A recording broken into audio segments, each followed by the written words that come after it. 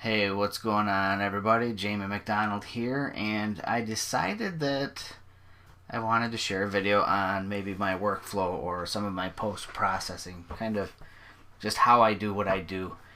And I was going to do it with a photo that I shot during a recent Urbex trip to Detroit with the co host of my show, Mirrorless Minutes, Mike Beaning, and some good friends of mine from Jackson, Michigan. We just had this super awesome group of people, and we traveled to a couple of different locations in Detroit. One of them was Fisher Body Plant 21, and the other one was the Colin Powell Academy, which is an abandoned school. Totally crazy location to shoot. It was exciting, a little sketchy, in the area, but it was one of those opportunities that was just too cool to pass up. So, got some good shots, and I just kind of wanted to bring some of them home and share my workflow, my technique, how I work on some of my images. So right now I've got Lightroom open. You can see I'm in the library module, and I'm going to find an image to work on. And like I said, I want to do one from Colin Powell Academy, and there was a gym in the school that, obviously it's an abandoned school, so the gym was abandoned, and I just wanted to share kind of how I would go about working in post-processing with an HDR. I had my camera set in RAW plus JPEG because I was doing some stuff where I was shooting in monotone, and you can see some of these shots, like this one right here and this one right here. Those are the JPEGs, and sometimes I forget that I'm shooting that way, and when I go and start bracketing and shooting shooting for HDR bracketed shots, I forgot to turn the RAW plus JPEG off so that I could bracket just the RAW files. So I'm going to have to go through here and figure out which one is RAW, which one is the JPEG. And looking at my secondary display, I know that that one is the JPEG. So every other photo, people, I wasn't bracketing like obscenely large numbers of photos when I was doing these. So if I'm not mistaken, I think I have like a series of 3 shots here is what I did. So basically what I'm doing here in Lightroom is I've got these 3 bracketed shots. This would be like my base exposure here on the left. The middle exposure is going to be -2 exposure values on the camera, and then the one on the far right is going to be overexposed by 3 stops. So let's get rocking and rolling. I've got my 3 RAW files selected here, and what I've been using for the HDR merging of files lately has been HDR Effects Pro 2. I started off, when I was doing this, and I was using Photomatics, but I've just kind of gotten my workflow to where I really like working with HDR Effects Pro 2. I kind of just know how it works. So I probably should have closed out my browser here so I don't get interrupted by Facebook. There we go.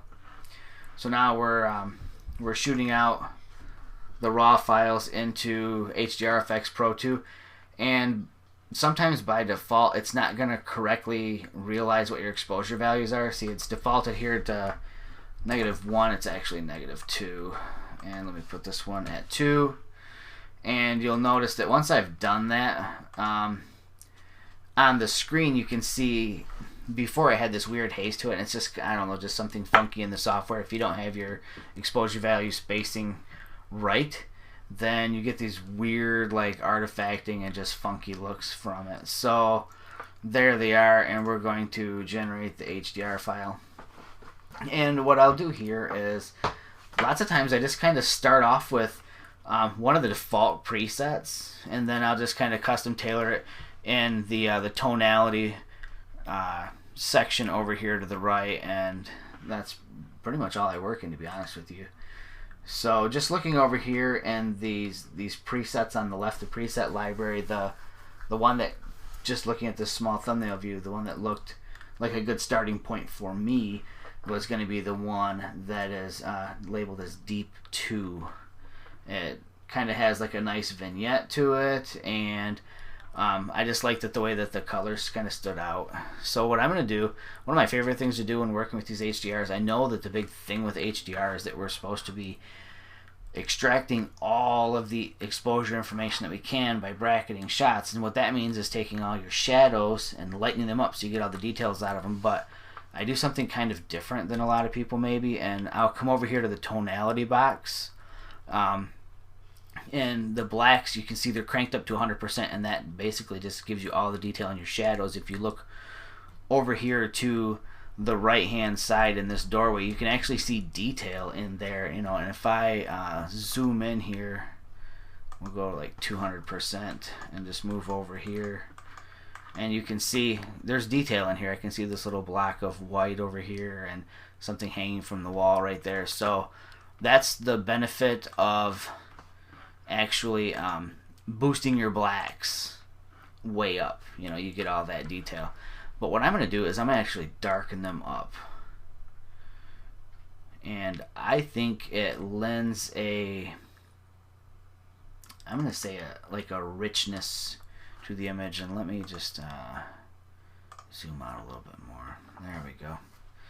Alright, so I darkened the blacks up. You can see before we had all this crazy detail. I don't necessarily have to have all that detail back in that doorway. That's kind of way out of frame. It's not like somebody's going to sit here and study my photo for an hour and explore all the nooks and crannies, most likely, so I don't need all that information. So I tend to lower the blacks down. Contrast is toned down on this, and I'm one of those people that probably goes against the grain. I like it contrasty. I like the pop that you get from a high contrast image, and I'll take the highlights and I'll lower them down just a little bit. The windows are like super bright. I know that they probably clipped, they're overexposed, but hell, I'm shooting straight into these windows in the middle of the day, so kind of hard to avoid it. I don't care how much you bracket it. I guess I could have bracketed maybe like 7 shots and gotten that a little bit better under control, but for all intensive purposes, I don't think I needed to. I kind of like the way it works. It draws your eye definitely to the center of the frame. And I'm going to crank the structure up a little bit. And by cranking the structure up, basically what you end up getting is it pulls out all this like fine-grained detail. So down here in the floor, where these boards on the gym floor are starting to separate and rise from one another, it just makes that kind of stand out even more. So that's kind of the reason that I bump up the structure. And I'm gonna, saturations is probably high enough, but I'll move it up just a little bit because this is full of graffiti and I kind of want that stuff to stand out. And by no means am I done with this yet. So another way that we could kind of help tone down some of the bright from the windows coming in is you've kind of got this faux neutral density filter that you can add in. So if I lower the upper tonality down, it starts to drop the exposure on it a little bit. So we'll bring it down like a whole stop. And then I can do the vertical shift and actually drop that further down into the image. And right about there. So that kind of, that brought it down just a little bit. So I'll save that out. It's going to go back into Lightroom and we'll start working from there. I might push that image out from Lightroom. So here we are going to my develop module. And that's where it stands right now. Shooting with a fisheye, you know, it's the Rokinon fisheye, probably not the most super high quality optics. So you can end up, you know, sometimes with some chromatic aberration. And I can see it up here in the upper row of windows a little bit. If I really wanted to get picky about it, I could remove that in Lightroom, and we'll grab that purple and pull that out. You know, in all honesty, I could almost just stick with it the way it is, but again, this is all about the graffiti for me. So up here in the left hand side, like midway up the photo, there's this crazy cool like lime green graffiti, and I've got this yellow graffiti, which is actually probably bright enough on its own, but over here on the right, there's some yellow graffiti that I want to make pop a little bit more. There are a couple ways to go about doing this. I'm really going to push the Nik software stuff in this video, so I'm going to actually shoot it out into Viveza 2, and it's kind of like my de facto go-to localized adjustment software. How about that, if that makes any sense at all to anybody? So I'm going to fire a copy of it out. I don't know why I did it with Lightroom adjustments, because I didn't make any adjustments in Lightroom specifically. I could have edited the original. But I digress. So let me go over here. This is, I'm going to start off here on the left-hand side and work with this crazy lime green stuff. And what I like about Viveza is I can just go over and plunk down a control point. I'm going to kind of isolate the area that I want to work in here. And I'm going to bring the brightness up on that a bit. Right about there. And we'll boost the saturation a bit.